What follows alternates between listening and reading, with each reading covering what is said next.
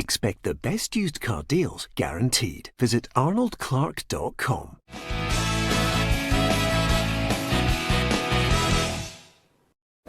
Welcome to Peter and Roughie's football show, sponsored by Arnold Clark. It is Monday. I'm Peter Martin. Thank you very much for joining us on the programme. And don't forget, this is the winning station, a chance for you to win yourself a car with Arnold Clark. Our competition has started and you can get it on PLZ Soccer's Facebook page. We'll give you more details of that. But it's all about the football. In the studio, Alan Rough, Alison McConnell and Barry Ferguson. We will look back over an unbelievable 2 days in the Scottish Cup.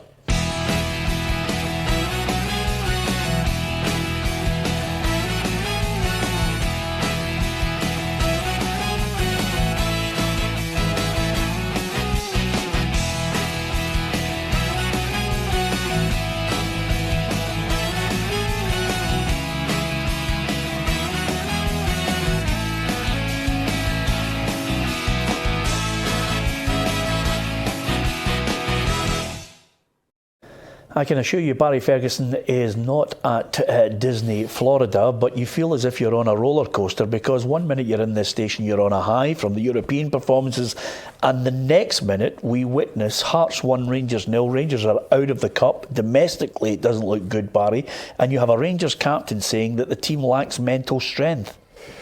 Yeah, well, it's certainly been a roller coaster, that's for sure, with Rangers this season. I just find it strange, Peter, that they can go and put that sort of performance in Wednesday against Braga. I thought it was a performance full of grit and determination that got them through, a bit of quality, and then they go to Tynecastle, where I know it's a cup game, but Hearts have been struggling all season. It's plain and simple, and they go there and they put in a net performance, as simple as that. And I can see why the manager's angry and frustrated. And then when the captain comes out and says that they're lacking the mental strength, well, they'll need to sort that out. They need to find it for somewhere. Yeah, chilling words from James Tavernier. This is his comments after that result. It's clear as day the mental strength wasn't there. We didn't back Braga up with a performance. We could only show what we have by winning games. Clearly against Hearts, we didn't show it enough. We knew what was coming. You need to grab it with both hands and respond to it. I don't think we tested the keeper once in the entire game.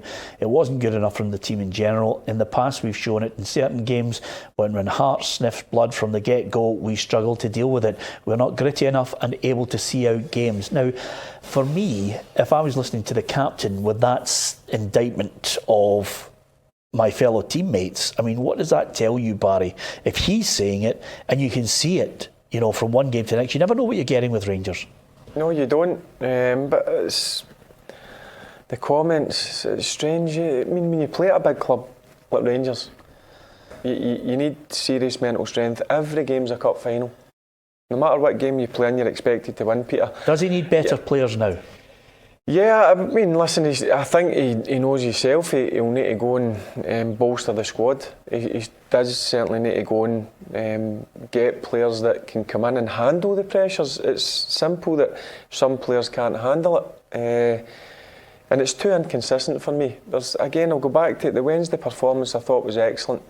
You can't go 3 days later and put that sort of performance against Hearts. And a lot of people can say, yeah, it was a tough game on Wednesday night, but the way they're looked after now, footballers, the way the sports science is in the game, there's no excuses. Yeah, no excuses for Alfredo Morelos. You know, there's been a tidal wave of people trying to defend him. None more so than the manager, Steven Gerrard, at times, who's really stuck by the boy. But for me, Alfredo Morelos threw his manager under the bus with, failing to turn up, Alison. I think you can take the lack of discipline and the effect it's had on Rangers all the way back to Celtic Park at the end of December. I think he cost Rangers hugely in the games that came after the winter break, and then I think to not report back when you're requested to do so, I think is poor. And I don't think Steven Gerrard had any choice but to take the action that he did. I think if you go about it any other way, I think you look weak in the eyes of the dressing room. I think it's a kind of decision that had they won the game on Saturday you would applaud because it's a manager making a statement and showing his authority. I think there are only questions asked because the game was lost, but I think if there's criticism, it needs to be directed at Morelos. I think the manager made the right call. I always remember actually one of the League Cup finals, Ronnie Dyla League Cup final, and Scott Brown was pictured out drinking and photographed in the streets of Edinburgh in the Wednesday night or the Tuesday night in the lead up, and he started the game on the Sunday and Celtic won, but you think it does look weak. It looks like weak management, and I think if you are prepared to allow one player away with it in the dressing room, you run the risk of making one rule for one and another for everyone else. Yeah, and the other thing about it, Roughie, I think that some of my fellow journalists were talking about the fact that he's been suspended, something like 16 times for the manager since Steven Gerrard's been there. I mean, he's had a lot of suspensions and missed out on a lot of key games that the manager wanted to call on him. Yeah, when we were all discussing, what's his worth, and we all said that his worth is going to be hindered by everything you've just said there. Yeah. If I was a manager down in England, I know he can score goals for fun, but do I want that baggage? Do I want that hanging about my dressing room? And that, for me, that's the thing that's going to curtail whatever figure anybody puts on this. Yeah, I mean, 16, when I'm talking about 16 suspensions, I'm talking about the penalties are 16 games that he's missed them. Yeah, I also think the other aspect to that is he's a player who needs to play for fluency, for momentum, for fitness. I think he's looked heavy in recent weeks. I think he's looked a bit out of shape. I think he's looked slow. He's not looked as sharp as what he was in the opening half of the season. He was scoring goals right, left and centre. I think the suspension hindered him, and I think it was hugely costly for Rangers. Well, if you look at the body language and what the manager had to say, you can tell he's hurting after that defeat to Hearts. I need to think. The plan was to have a day off tomorrow. I need to think hard about where we're at as a group. I need to do some real serious thinking in the next 24, 48 hours. I just need to think. I need to think. I'm feeling pain right now, because I want to win here. I'm desperate to win here. But looking from the side today, I didn't get the impression that the feeling amongst my players was the same. I can only go back to a manager with a previous reputation, which was Liam Brady, who got 2 seasons and a little bit before eventually Celtic pulled the trigger on that one and said enough is enough. Is Steven Gerrard, at a point where the board should just stick with him and give him another season at this? Because domestically, there's no silverware, Barry. When do they pull the plug, or do you think it's going to be him that's going to say enough is enough? No, I think I don't think the board will. I think he's still the right man for the job. I know it's all about winning trophies at Rangers. I totally get that. But I look where he's took them, Peter. The last 18 or so months, he's certainly improved them. I still think there's a bit of work to go, and he'll know that himself. I think he's a manager who, for me, I like his honesty. He's honest every single interview he does, and he puts pressure on himself, and he knows he'll need to win trophies. But for me, I still think he's the right man for the job. It's a big gamble, because if this season the silverware has slipped away, they better find money from somewhere, Roughie, to suddenly stop the 10 in a row bandwagon, which will gather pace. Mm-hmm. Yeah, and it's another problem for them, because I think it was about 2 or 3 weeks ago the King was saying he was stepping down and there was a major investment coming into the club. And we've not heard anything about it. You would think you'd be singing for the hymn sheets about this large sum of money that's going to come in. So we all know now, and he'll know himself, the kind of money he'll need and the kind of player he'll need to compete with Celtic next year. So that'll be one of the major questions when he goes into a board meeting. How much are you going to give me? OK, Rangers are out of the Scottish Cup. Here's how the draw looks for the Scottish Cup semi-finals. It was made right after Celtic had secured their win over St Johnstone at McDermott Park. And it's Hearts versus Hibs and Celtic against Aberdeen. So we're going to get a double whammy of Hearts against Hibs. The two Edinburgh sides will meet each other tomorrow night. And then I would suggest to you, Ali, they won't meet each other again in the league, because Hearts are trying to avoid relegation and Hibs will be looking at the top 6. Yeah, absolutely. I still think Hearts are very firmly in the mire. You would like to think, if you're a Hearts supporter, you'd be looking to see, is it a bounce from the midweek win, from the weekend win over Rangers, but we've not seen it. We didn't see it in the aftermath of their league win over Rangers. And I think there's a danger now that you get sucked into the euphoria of a big result. You're looking at a Scottish Cup semi-final. I think what their concern at the minute has to be is moving up the table, and I actually fancy Hibs to win tomorrow night, I would have to say. Yeah, and if you're asking the Hearts manager, what's the most important fixture between the two? Is it the Cup or the League? There's only one game that's more important. We have to do the best what we can do to prepare the game on Tuesday. The league is so much more important at the moment for us, and good results, and especially against Hibs. It's my second game. My first game was not so successful. I hope the second is better. Well, Hibs, I have to suggest to you, Barry Ferguson, were mightily impressive on Friday night. Some of the quality in their goals was a joy to behold. I'm really looking forward to going through to this one, Hibs against Hearts. Although, there was a period of 12 years where I lived in Edinburgh where maroon and white was the dominant force. But I think the tides are turning. Yeah, it's green and white that's dominating it, Peter. I was impressed when I watched the game. Again, the guy that sticks out for me, I know we all talk about Scott Allen, but Boyle, he's a fantastic player. His pace is excellent, but his quality, Peter, he's improved over the last couple of years, and you can see why Hibs missed him. So he was a top player, but I'm with Alison. I can't see Hearts getting anything. I think Hibs are too strong. I think they've got the more quality in the team. They've got the ascendancy. So for me, I think Hibs will win the game. Yeah, you won't catch Jack Ross underestimating what Hearts can do in an Edinburgh derby. Certainly not League or Cup. We respect for the opposition, regardless of who they are and where they are in the league, whether they're bottom of the league or top of the league. But we do put a lot of emphasis on what we can do, and at the moment we're doing that well. So the bulk of our preparation was already in place.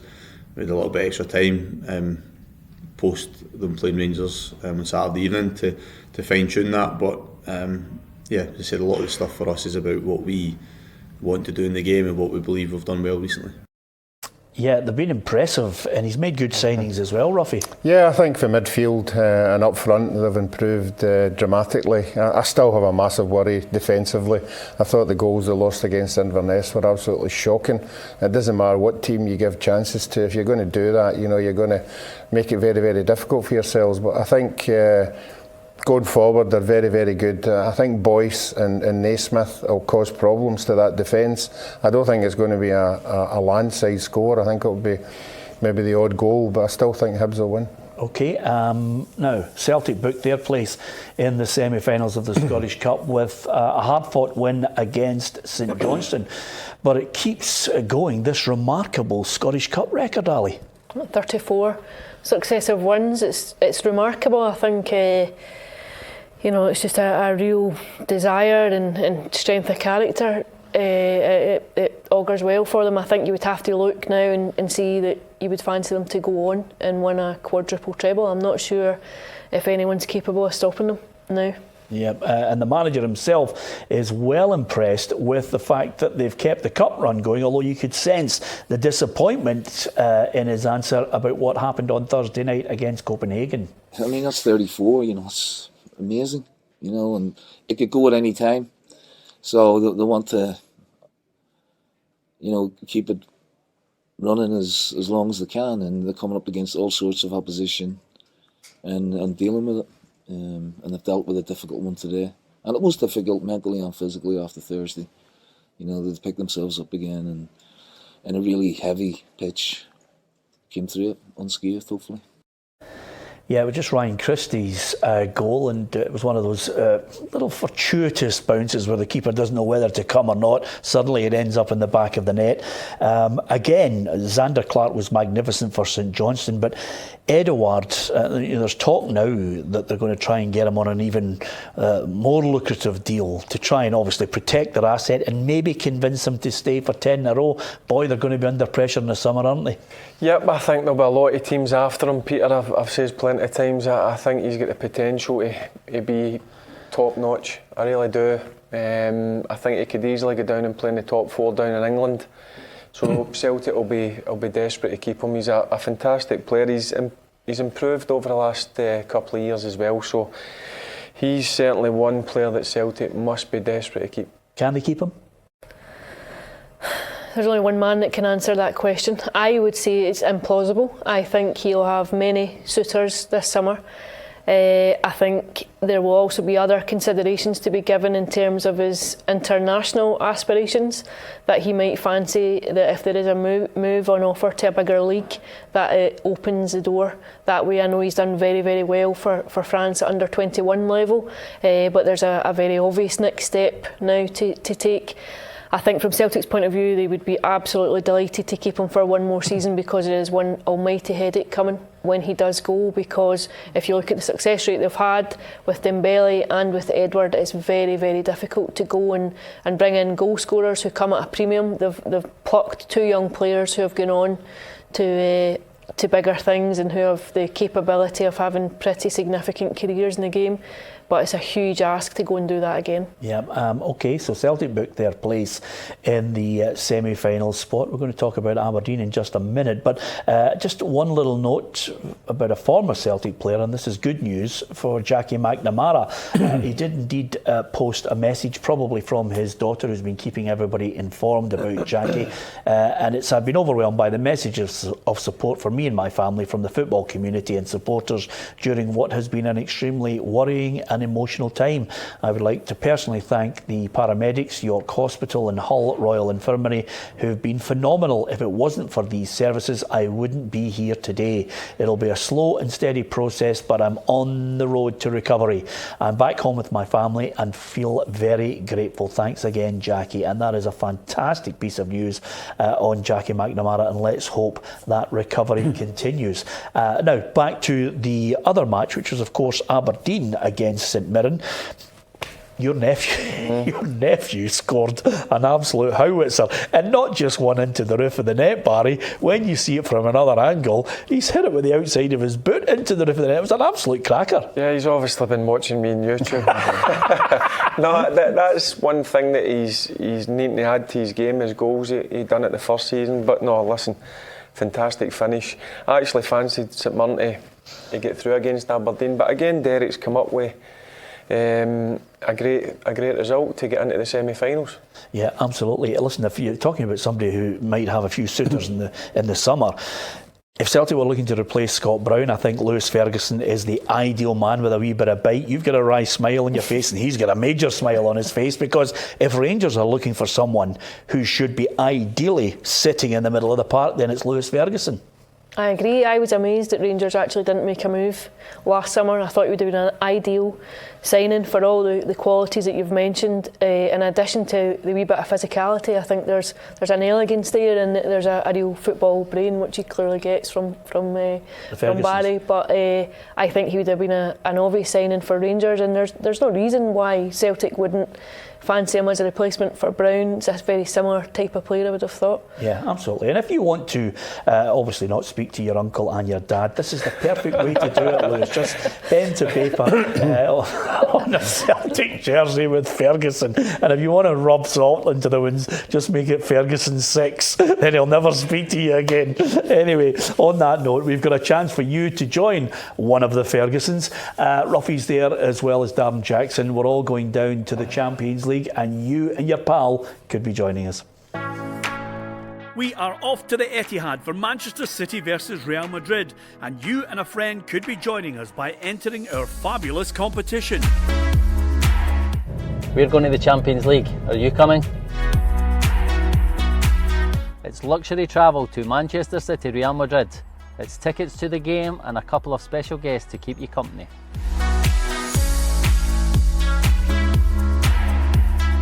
You and a friend could be joining us if you enter this fabulous competition. To be in with a chance of winning, just answer this simple question. Name Manchester City's all-time top goal scorer. Is it A, Sergio Aguero, B, Raheem Sterling, C, Kevin De Bruyne? Submit your answer below, and you and a friend could be on your way with our special guests to Manchester City versus Real Madrid in the Champions League.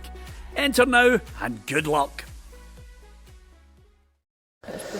That's absolutely magnificent. Getting closer, Roughie. I am looking forward to it because that game's set up beautifully, isn't it? Yeah, and Man City are beginning to look a bit of quality again. And that night, I think Real Madrid just went top of the league as well at the weekend. So it's going to be a fantastic night. Yeah, and Man City just narrowly winning the Carabao Cup by 2-1 against Aston Villa. And incidentally, just before we finish, just time to tell you a couple of things. If you get a chance, do have a listen on all the usual audio platforms. I think you can get it on Deezer. You can certainly get it on Apple, Libsyn and Spotify. Our podcast with John Gagan is not to be missed. Absolutely top drawer. And you can watch it on our PLZ Soccer YouTube channel. And last but by no means least, Roughie, it starts today. If people just log on to our Facebook, PLZ Soccer on Scottish football or English football, they can take part in the competition. A chance to join us at Firhill to try and win a Peugeot 3008 courtesy of Arnold Clark. Yeah, it's fantastic to see the competitors get a chance to go there. Some of them want the professional footballer to take it, some of them want to take it themselves, so big pressure on Barry and whoever else is coming along that day. Yeah, absolutely. You can take the kick yourself, or you can ask someone with mental strength who want to take the kick for you. So there are 5 former pros there as well. But all you have to do is get on the Facebook and enter the competition. Good luck with that. You've got up until, I think, the 18th of March, almost certainly. Then we'll announce the winners on the 20th, and we'll see you at the end of the month. So there you have it. Give us all your thoughts across our social media outlets, because there are some big games Tuesday and Wednesday. You can get on at PLZ Soccer at Twitter. Facebook Live is growing day by day. Lots of people joining the football family on Facebook Live to put your point directly to our pundits, and PLZ Soccer's YouTube channel. If you subscribe, you get all the latest news and unique video content. From Roughie, from Alison McConnell, from Barry Ferguson and from myself, Peter Martin, thank you for watching.